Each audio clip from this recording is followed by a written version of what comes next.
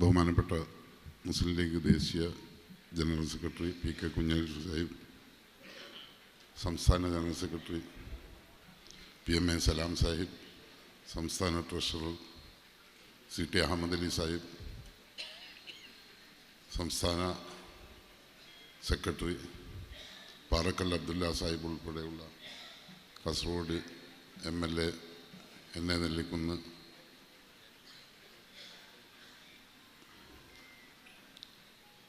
P K. Sharafuddin ഉൾപ്പെടെയുള്ള മുസ്ലിം ലീഗിൻ്റെയും പോഷക ഘടകങ്ങളുടെയും നേതാക്കളെ, സഹപ്രവർത്തകരെ, സുഹൃത്തുക്കളെ, അസ്സലാമു അലൈക്കും. അടുത്തു വരാൻ പോകുന്ന തദ്ദേശ സ്വയംഭരണ സ്ഥാപന തെരഞ്ഞെടുപ്പുമായി ബന്ധപ്പെട്ട് വാർഡ് വിഭജനം ഒക്ടോബർ 21-ാം തീയതിക്കകം കരട് പ്രസിദ്ധീകരിക്കുന്ന സമയത്ത് അതെങ്ങനെയായിരിക്കണം, എങ്ങനെയെല്ലാം അതിൽ ഭരണസ്വാധീനം ഉപയോഗിച്ച് LDF സർക്കാരുകൾ കൈകടത്തുന്നു എന്നത് നിരീക്ഷിച്ചുകൊണ്ട് അതിനെ എങ്ങനെ ചെറുക്കാമെന്ന് നമുക്ക് അനുകൂലമായ രീതിയിൽ, അതിൻ്റെ നിയമപ്രകാരമുള്ള രീതിയിൽ മാത്രം വാർഡ് വിഭജനം നടത്തിയാൽ മതി എന്ന ഉദ്ദേശത്തോടു കൂടി. അപ്പോൾ അതെങ്ങനെയാണെന്ന് വിശദീകരിച്ച് തരുന്നതിനും അതിന് ഉത്ബോധനം വാർഡ് തല നേതാക്കൾക്ക് ഉത്ബോധനം നൽകുന്നതിനും വേണ്ടിയാണ് ഇന്ന് ഇങ്ങനെയൊരു യോഗം വിളിച്ചു ചേർത്തത്. അപ്പോൾ ഇത് കാര്യമായി വളരെ പ്രാധാന്യത്തോടു കൂടി ശ്രദ്ധിച്ചില്ലെങ്കിൽ കഴിഞ്ഞ നിയമസഭാ ഡീലിമിറ്റേഷൻ സമയത്ത് LDF അവർക്ക് അനുകൂലമായി മാറ്റിയതുപോലെ പഞ്ചായത്തുകളും അവർക്ക് അനുകൂലമായി മാറ്റിയെടുത്താൽ നമുക്ക് ഉണ്ടാകുന്ന നഷ്ടങ്ങൾ മനസ്സിലാക്കിക്കൊണ്ടായിരിക്കണം നാം ഓരോരുത്തരും ശ്രദ്ധയോടുകൂടി ഇതിന് നോക്കി നിൽക്കേണ്ടത്. എന്തെല്ലാം തരത്തിലുള്ള കൈകടത്തലുകളുണ്ടായി എന്നത് ശ്രദ്ധയിൽപ്പെടുത്തിക്കൊണ്ട് നമ്മുടെ ഓരോ നിയോജക മണ്ഡലത്തിലും ഡീലിമിറ്റേഷൻ കമ്മിറ്റി ഉണ്ടാക്കിയിട്ടുണ്ട്. അതുപോലെ പഞ്ചായത്തിലും അതിനു വേണ്ടിയുള്ള നേതാക്കളെ ഉൾപ്പെടുത്തിക്കൊണ്ട് ഓരോ പഞ്ചായത്തുകളും ശ്രദ്ധയോടെ നിരീക്ഷിച്ചില്ലെങ്കിൽ അവർക്ക് അനുകൂലമായ രീതിയിൽ മാറ്റിക്കൊണ്ട് പല പഞ്ചായത്തുകളും നമുക്ക് നഷ്ടപ്പെടുന്ന രീതിയിലേക്ക് എത്തിക്കാവുന്ന സാഹചര്യമുള്ളത് കൊണ്ടാണ് ഇങ്ങനെയൊരു യോഗം വിളിച്ചു ചേർത്തും പ്രവർത്തകരെ ഉണർത്തുവാൻ ഉദ്ദേശിച്ചുകൊണ്ട് ഇങ്ങനെ ഒരു യോഗം വിളിച്ചു ചേർത്ത്. അപ്പോൾ ഈ വരുന്ന നാളുകൾ വളരെ ശ്രദ്ധയോടുകൂടി, അതുപോലെ തന്നെ വോട്ട് ചേർക്കാനുള്ള അവസരങ്ങൾ ഇപ്പോൾ തന്നെ ഉണ്ട്. വോട്ട് ചേർത്തുകൊണ്ട് നമുക്ക് നഷ്ടപ്പെട്ടു പോയ ഇപ്പോൾ 38 പഞ്ചായത്തിൽ 9 പഞ്ചായത്തും ഒരു മുനിസിപ്പാലിറ്റിയും മാത്രമാണ് മുസ്ലിം ലീഗ് ഭരിച്ചുകൊണ്ടിരിക്കുന്നത്. UDF-നാകട്ടെ 15ഓളം പഞ്ചായത്തുകൾ മാത്രമാണ് ഇന്ന് കാസർഗോഡ് ജില്ലയിലുള്ളത്. 38 പഞ്ചായത്തും 3 മുനിസിപ്പാലിറ്റിയും 6 ബ്ലോക്ക് പഞ്ചായത്തും ഉൾപ്പെടുന്ന ഈ കാസർഗോഡ് ജില്ലയിൽ നമുക്ക് 2 ബ്ലോക്ക് പഞ്ചായത്തും 9 പഞ്ചായത്തും ഒരു മുനിസിപ്പാലിറ്റിയും മാത്രമാണ് നമ്മുടെ കൈവശമുള്ളത്. കാലങ്ങളായി, വർഷങ്ങളോളമായി പഞ്ചായത്ത് ഉണ്ടാകുന്ന സമയത്ത് നമ്മുടെ UDF-ൻ്റെ ഭരണമായിരുന്ന കാഞ്ഞങ്ങാട് മുനിസിപ്പാലിറ്റി നമുക്ക് എന്നേക്കുമായി നഷ്ടപ്പെടുന്ന രീതിയിലാണ് ഇന്ന് പോയിക്കൊണ്ടിരിക്കുന്നത്.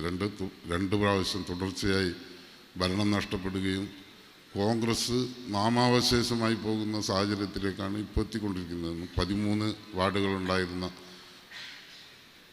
കോൺഗ്രസ്സിന് ഇന്ന് ഒരു വാർഡിൽ മാത്രം ഒതുക്കി നിർത്താൻ സാധിച്ചു. മുസ്ലിം ലീഗിന് വലിയ ക്ഷീണമൊന്നുമില്ലെങ്കിലും കാഞ്ഞങ്ങാട് മുനിസിപ്പാലിറ്റിയിൽ കോൺഗ്രസ് നശിച്ചു പോകുന്ന ഒരു സാഹചര്യമാണ് ഇന്ന് കണ്ടുകൊണ്ടിരിക്കുന്നത്. അപ്പോൾ അത് നമ്മുടെ UDF-നെ നയിക്കുന്ന കോൺഗ്രസിൻ്റെ ഭാഗത്തുനിന്ന് പല വീഴ്ചകളുണ്ടാകുന്നുണ്ട്. അത് മനസ്സിലാക്കിക്കൊണ്ട് ഈ കാസർഗോഡ് ജില്ലയെ സംബന്ധിച്ചിടത്തോളം UDF-നെ നയിക്കുന്നത് മുസ്ലിം ലീഗാണ്. അപ്പോൾ മുസ്ലിം ലീഗ് ആയിരിക്കണം അതിന് മുൻകൈ എടുത്തുകൊണ്ട് നമുക്ക് ലഭിക്കുന്ന മുഴുവൻ സീറ്റുകളും, ഇപ്പോൾ നമുക്ക് നഷ്ടപ്പെട്ടു പോയ മഞ്ചേശ്വരം, ഓർക്കാടി, മീഞ്ച, കാറടുക്ക, ഉദുമ, മുളിയാർ, പള്ളിക്കര, അജാനൂർ പഞ്ചായത്ത്, കാഞ്ഞങ്ങാട് മുനിസിപ്പാലിറ്റി, വലിയപറമ്പ് പഞ്ചായത്ത് ഉൾപ്പെടെയുള്ള പഞ്ചായത്തുകൾ നമുക്ക് തിരിച്ചു പിടിക്കാനുള്ള സാഹചര്യം ഉണ്ടാക്കണം. അതുപോലെ തന്നെ നമുക്ക് ലഭിക്കാൻ സാധ്യതയുള്ള കുറേ പഞ്ചായത്തുകളുണ്ട്. ദേലമ്പാടി ഉൾപ്പെടെയുള്ള പഞ്ചായത്തുകൾ നമ്മുടെ കൈവശമുണ്ടായിരുന്നതാണ്. ഇന്ന് നമുക്ക് കൈപ്പിടിയിൽ ഒതുങ്ങാത്ത രീതിയിൽ അത് അകന്നു പോയിരിക്കുന്നു. അപ്പോൾ അതൊക്കെ തിരിച്ചു പിടിക്കാനുള്ള ഒരു സാഹചര്യം എല്ലാവരും ഓരോ വാർഡ് തലത്തിൽ നിന്നാണ് അതിനുള്ള മുന്നൊരുക്കങ്ങൾ വേണ്ടത്.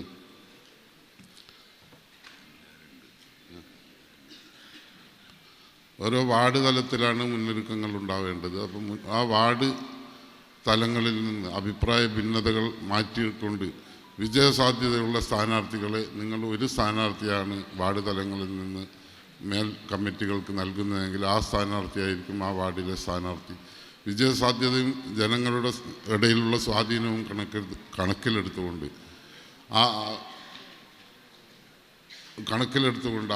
ഓരോ വാർഡിലും അങ്ങനെയുള്ള സ്ഥാനാർത്ഥികളെ തർക്കമില്ലാതെ ഓരോ വാർഡിലും ഒരു സ്ഥാനാർത്ഥിയെ പ്രഖ്യാപിക്കുകയാണെങ്കിൽ നമുക്ക് ഇന്നുള്ള ഈ 650-ൽ 200ഓളം വാർഡുകളാണ് നമ്മുടെ കൈവശമുള്ളത്. അപ്പോൾ അത് നമുക്ക് 300ലേക്ക് ഉയർത്താൻ ഇപ്പോൾ ഈ പുതിയ ലിമിറ്റേഷൻ പ്രകാരം 50ൽ പരം വാർഡുകൾ വർദ്ധിക്കുന്നുണ്ട്. ആ വാർഡുകൾ ഉൾപ്പെടെ 300ൽ പരം വാർഡുകൾ നമുക്ക് കൈപ്പിടിയിൽ ഒതുക്കാൻ സാധിക്കും. അതിനുവേണ്ടിയുള്ള പ്രവർത്തനങ്ങൾ നമ്മുടെ ഭാഗത്തുനിന്ന് ഉണ്ടാവണം. ഓരോ നേതാക്കന്മാരും പല അഭിപ്രായ ഭിന്നതകളുണ്ടെങ്കിലും അതെല്ലാം മറന്നുകൊണ്ട് സ്വാധീനമുള്ളവരെ ഉൾക്കൊള്ളാനുള്ള സന്മനസ്സാണ് ഓരോ കീഴ്ഘടകങ്ങളിൽ നിന്നും ഉണ്ടാവേണ്ടത്. അങ്ങനെ ഉണ്ടായാൽ മാത്രമേ അത് നമുക്ക് കൈപ്പിടിയിൽ ഒതുക്കി പഞ്ചായത്ത് ഭരണം നമുക്ക് കൈപ്പിടിയിൽ ഒതുക്കാൻ സാധിക്കൂ.